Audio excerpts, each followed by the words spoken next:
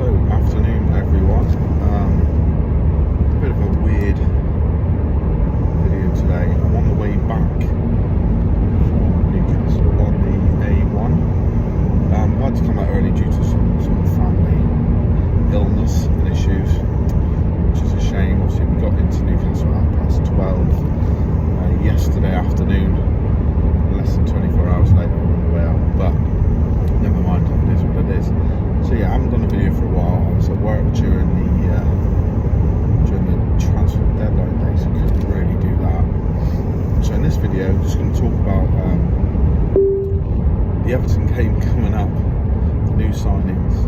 I did the stadium tour yesterday, which was very good actually, and just a bit of a roundup of what's happened and going forward, because we've got two massive home games coming up this week. Obviously Tuesday night against Everton. So literally about an hour ago, I handed my tickets over to somebody, and I was gutted, absolutely gutted. Got a bit of money back, but yeah, it is what it is. So, like I said, got to Newcastle yesterday about 12:30. We had the stadium tour at 2:30, I believe. 2:30 at St James's Park. Went in the 9 bar for a bit of food and a couple of beers prior to. Very good. Stadium tour, 90 minutes. It was quite good actually. Obviously, these sort of tours, there's only so much you can do because you're not allowed onto the pitch, you're not allowed into certain areas. But it was quite good. We went into the home change rooms, the away change rooms, into one of the players' boxes, which was John Shelf's box. Sat down there, up to the top of the one of the stands, loads of pictures of the stadium, 150 foot up in the air, saw the curvature of the pitch, saw Sir Bobby's seats, where the owners sit, all of this sort of stuff. Walked through the tunnel, press rooms, all that malarkey, and it was really good. And our tour guide, Liv, I believe her name was bob on, really, really good. Enjoyable. It's fantastic. I've not been at St James's Park for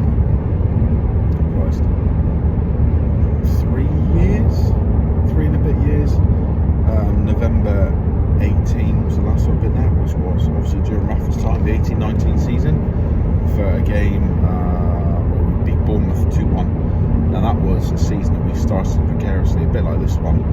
And we beat, I think at the start of November or mid-November, we beat Watford 1-0 at St James's Park. Then we had another home game against Bournemouth where we beat them. I think Rondon scored twice. I think his second goal, maybe his first goal actually, was a tremendous goal. So he whipped in, crossed by Kennedy, remember him? And a tremendous, thunderous header. So yeah, it's been a while. It's just good to be in and around the stadium. Just looking at the stadium, seeing the statue, the Shearer statue, the Sir Bobby statue. I've got some good photos. Parked up in like the little car park by the Leazes Park. Obviously, because I thought, right, well, it's good to park here because we're going to be in the Leazes stand. Obviously not, but yeah. So a good 22 hours in Newcastle. Really enjoyed being in the city. Did a little walk around. Obviously didn't do all that we wanted to do because we were meant to be there till Tuesday night, but that's that. Right, so we went into the home dressing room, saw all the shirts up on the pegs, and 5 new signings.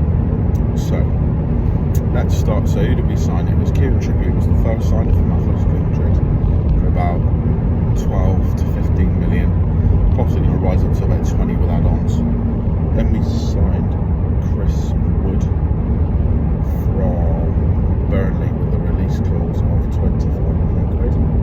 I think I've just gone past the traffic cop at 80 mile an hour. Anyway, Chris Wood with a release clause from Burnley for about 25 miles an hour. 25 million quid, 25 miles an hour, 25 million quid. Then the third signing, which I think is going to be the key signing, the big one, was Bruno Guimaraes from Lyon.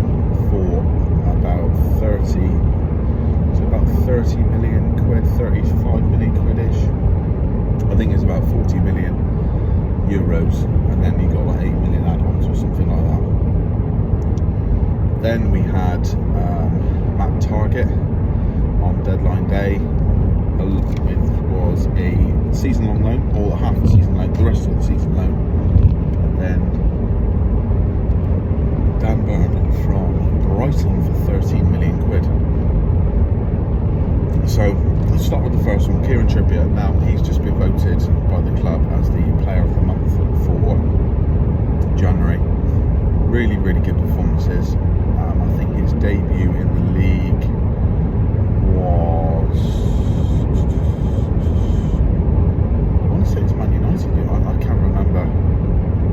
No, it would have been, was it Watford? I can't remember who his debut was against, but he's been really, really good since he's turned up. I think his first game would have been Cambridge. I think his debut in the league was Watford. And obviously he played, he was very good against Watford, combative, some leadership, good leadership style. He seems to striking up a really good partnership with Ryan Fraser down that right hand side. And yeah, brilliant. Future captain, should Jamal Lascelles leave the club or be relieved of his captaincy, which who knows whether that's the right thing to do. I think Kieran Trippier will be an outstanding candidate and a frontline candidate. He's got some good balls into the box. His corner delivery has been really good. He looks solid, like I said, down the right hand side with Ryan Fraser. Ryan Fraser looks a better player for having Kieran Trippier behind him.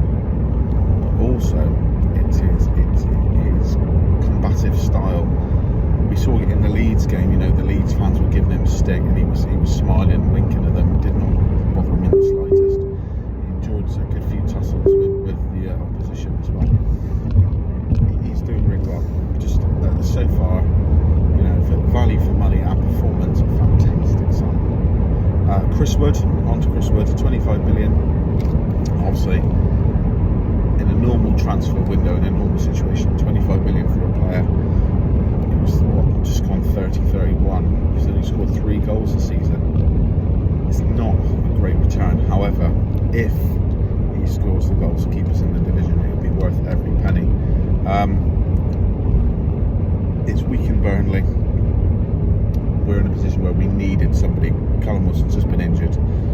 Dwight Gale's clearly not fancied by the manager, and we needed a body in. He was available. We've done the deal. He was happy to come. He was okay against Watford. Struggled a little bit. He had a sort of half chance, which he sort of went to take his time with, but he was okay. Against Leeds, first of all, I thought he wasn't great, but then I analysed. You look at it a bit more. He was actually pretty good. You know, the aerial duels he won, the hold-up play, the effort put in. You know, yeah, he doesn't do as much. You know, Callum Wilson will get the ball and drive at people with. He will carry the ball himself. He'll drive forward, try a step over. You know, he will dribble with the ball, whereas Chris Wood will just sort of head it down to someone and make a run. So he doesn't do the flashy stuff, but we knew that. Against Leeds, I thought he was solid. He held the ball up quite well. He put a load of effort in. He gave a platform for the likes of Joe Willock and Alex Maximan to run onto. That's interesting because I mentioned when we first signed him that perhaps we were going to see the best of Joe Willock coming from Chris Wood's contribution and coming from his efforts, and Joe Willock was twice the player in that Leeds game that we've seen all season, really. So that was good to see. So yeah, if we looked at Kieran Trippier, number 15, Chris Wood, number 20. Now next, number 39, Bruno Guimaraes. Didn't know an awful lot about this player last year. At the start of the window, I heard Arsenal were in for him, so I had a little look. Box-to-box midfielder, number 8, DM by trade, but I think he's a bit more of a box-to-box. He's very good at driving with the ball. He's a powerful runner with the ball. Doesn't score a lot of goals, doesn't bag a lot of assists, but he's often he's the engine in the midfield. He's the one taking the ball in tight areas, distributing the ball in tight areas, and just a safe option in midfield. Very competitive, very combative for a South American player, especially in the Brazilian midfield. You know, you could often accuse them of being not soft, but you know, they're more worried about the flashy stuff than actually getting stuck in. But this lad will thunder into a tackle, very competitive, and he's a Brazilian international. He got 17 minutes against Paraguay last week, came on, set up the last goal. Alright, it was quite an easy squared across, but you know, we got a Brazilian international in our team who wanted to come, number 39. By all accounts, number 39 is because his father is a taxi driver in Brazil, and his taxi is number 39 of the taxi rank. He's always been number 39. Yeah, just really excited that we've enticed one of the brightest talents in Europe to our club. You know, like I said, Brazilian international. Arsenal were looking at him. I think Tottenham were looking at him. A couple of the major clubs in Spain, I've heard Atletico Madrid were looking at him. Very exciting. Yeah, he's often the pass before the goal. Who would I attribute him to? I suppose a bit of a Johan Cabaye, perhaps. You know, maybe a bit more mobile. You know, he's fast, he's powerful. He likes to get the ball and run at people. He'll burst through the opposition midfield line, and then he's very good at sweeping the ball wide or you know, getting the ball forward. Someone who can take the ball in tight positions and safely retain possession for us. You know, we're not a possession-based side. However, a player like this will be able to help that, be able to encourage us to become more of a ball-playing side instead of a side who just relies on counter-attack and sort of soaking up pressure. You know, we've got someone in the midfield who can compete with the best midfielders in the Premier League and give them something to think about and be able to say, look, I'll take the ball in that type of situation. Next, Matty Target. Now, this was rumoured, but I didn't see this one coming at the start of the window. I think it's obvious the signing of Luca Dean has triggered this. You know, Luca Dean is obviously a favourite of Steve Gerrard's. He's brought him in. It's his signing, his player. You know, he played pretty well against Man United the other day. Matty Target obviously was the left back. He's not going to get a starting spot for a while, so you might as well put him out on loan. Now, I thought Jamal Lewis was the man for the left back role. He came back from injury, played a couple of good games at left back. Such a difference to Matt Ritchie. Matt Ritchie is a tremendous leader for our team and has been a fantastic character, but he's not a left back, not a Premier League standard left back anyway. Whereas Jamal Lewis, I think, could be. Manager clearly doesn't fancy him, so he's not included him in the 25-man squad. That says it all. So, Matty Target comes in. Solid Premier League left back. He's played a lot of Premier League games in the last couple of years, so he's going to have no problem adjusting. That is one of the key successes of this window. It's 4 out of the 5 players we've signed have got significant Premier League experience. 3 of those 5 were playing in the Premier League, starting in the Premier League already. So hit the ground running, no problem.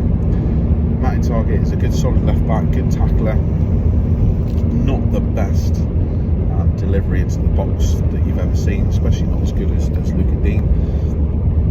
But with ASM predominantly playing on that left-hand side, you don't need to be. You just need to be able to either offer the dummy run or just give him the ball and cover and be ready for that. If ASM loses the ball, be ready for that counter-attack, ready to intercept and shut that problem down.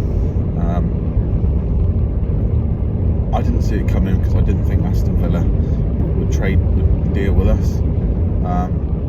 I'm a little bit disappointed for Jamal Lewis. I think he's been so unlucky with injury, etc. But solid.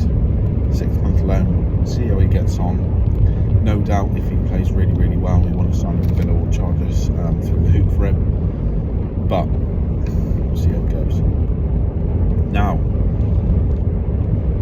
Dan Burn from Brighton. Now, he was definitely not first choice centre back. Centre back's been the one position on our radar that needed to happen. All right, we didn't have a striker that Eddie Howe was keen on, with Callum Wilson injured. That's why we brought in Chris Wood. But we need the position we were looking for to fill throughout the whole window was a central defender. Obviously, Sven Botman was the first one from Lille. That is one I think could happen come the summer if we stay in the league. Diego Carlos was the second. The ongoing saga. Seville moving the goalposts, saying we want X amount of money. Newcastle match it. Oh no, we want even more. Oh wait, hang on a minute, you can't speak to us for half a week because he's got to play on Saturday because we haven't got COVID cases. Player says, putting a transfer request in, player says, oh I might want to stay. Agent saying one thing, club saying another.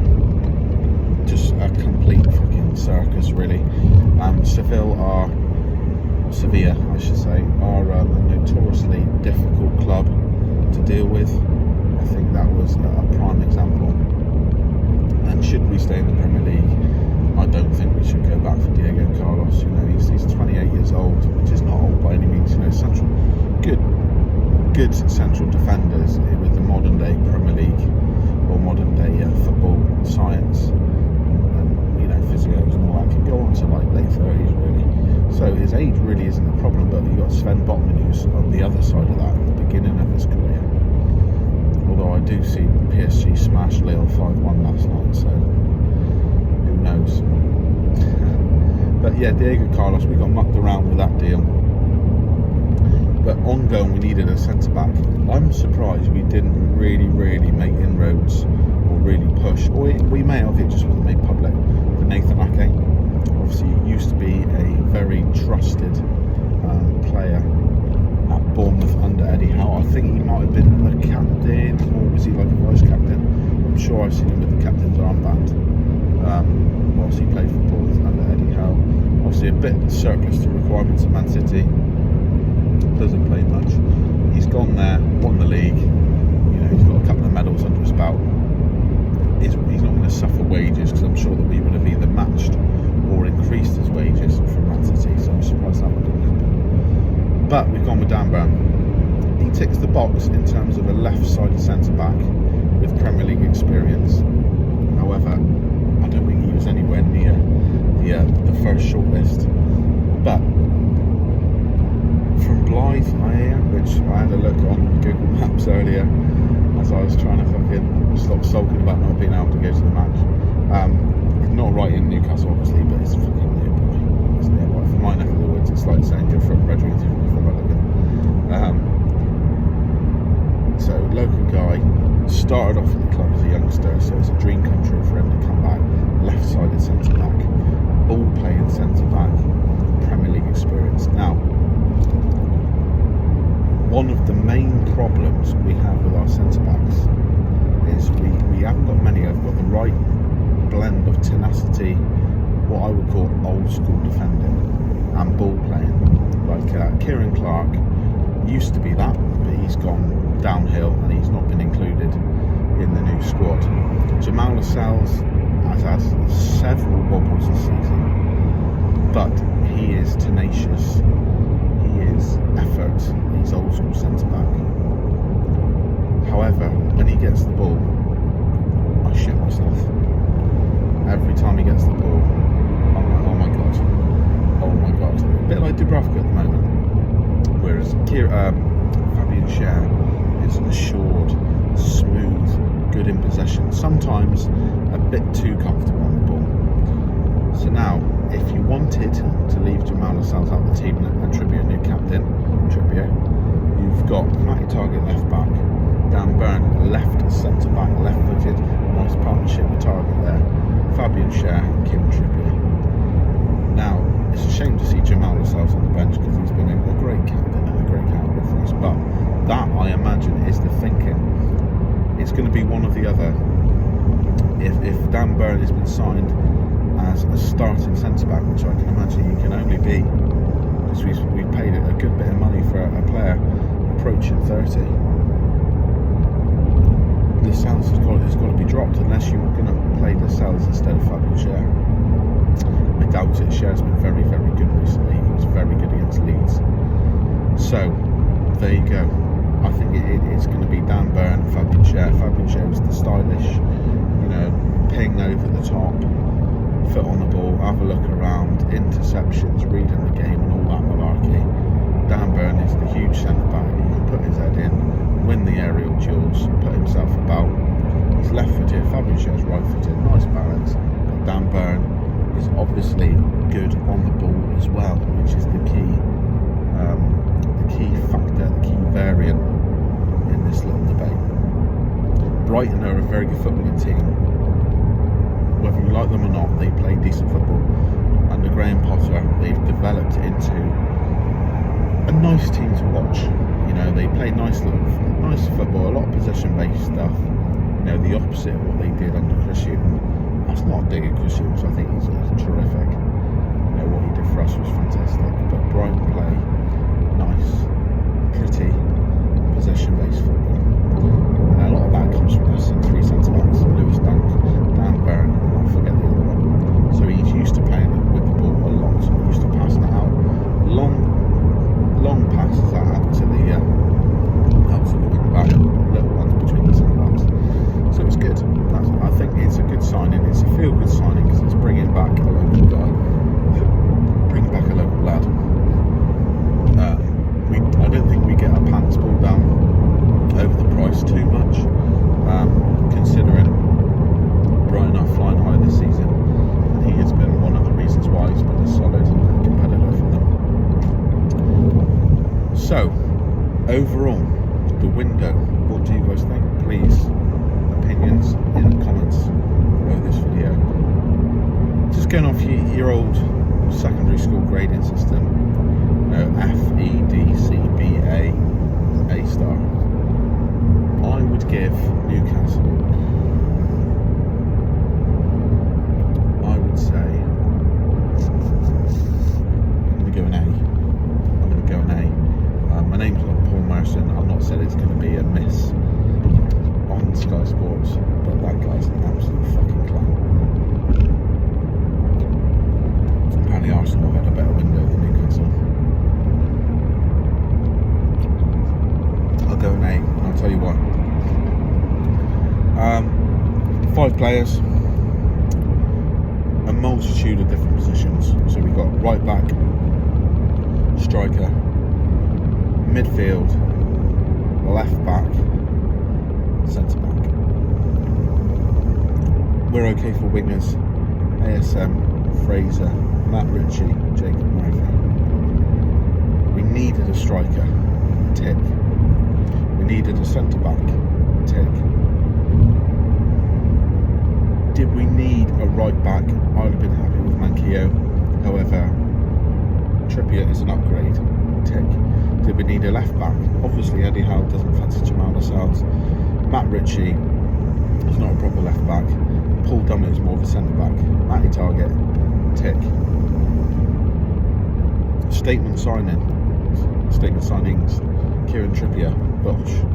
Bruno Guimaraes, Bosch, under the noses of much more successful teams in recent times than us. Bigger teams, you would argue, Arsenal, etc.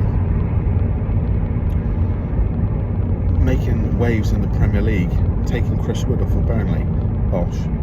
Also weakening our main relegation rival. Same with Brighton, taking one of their key players. So we've made waves in this transfer window. Value for money. Let's talk about value for money. Kieran Trippier, yes. Chris Wood, I would argue no. I mean, in hindsight, if he scores 10 goals the rest of the season, probably yes, in terms of keeping survival with the money that we would lose getting down in the Championship and all that sort of stuff. But on the face of it, value for money, no. Bruno Guimaraes, whatever, yes. Matty Target is a loan, that's fine. Dan Burn, 13 million. Did we want to pay 13 million? I'd probably argue, yeah, that's okay. So we haven't had our pants pulled down over prices. Chris Wood was a buyout clause, so it's not like Burnley have haggled over that. So I think we've been smart. Diego Carlos, they went outside the realms of what we wanted to pay. We weren't bullied, so we walked away from it. Same with Sven Botman, they put a massive, in the end they said no, but they put a massive transfer fee on it. Although we've got the financial muscle to do that, we did not bend. We didn't set a precedent of doing a Man United, paying massively over the odds.